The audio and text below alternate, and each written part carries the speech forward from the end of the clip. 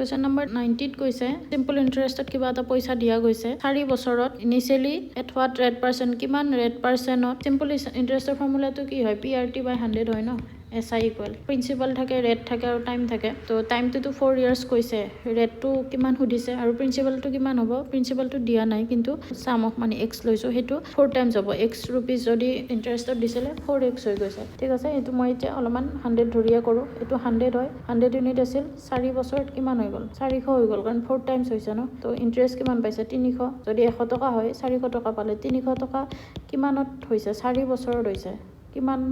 interest দিব লাগিব 300 হ'বৰ কাৰণে এইটো 4 পূৰণ 75% হ'লেহে 300 আহিব ন 75 × 4 কৰিলে 300 এটা মানে ৰেট পাৰ্চেণ্টটো কিমান হ'ব 75 হ'ব এনেকৈ কৰিব পাৰি বাকী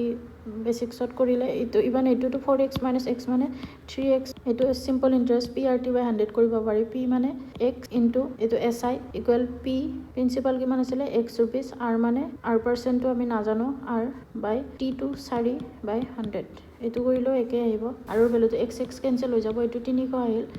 R ইনটু 4 তো R মানে কিমান হ'ব 300/4 এইটোৱে বস্তু মই এনেকৈ চৰ্ট আউট কৰিছোঁ একে কথা 300/4 মানে কিমান হ'ব 75 আল্টিমেটলি 75% ৰেট পাৰ্চেণ্ট হ'ব তো option C is the correct answer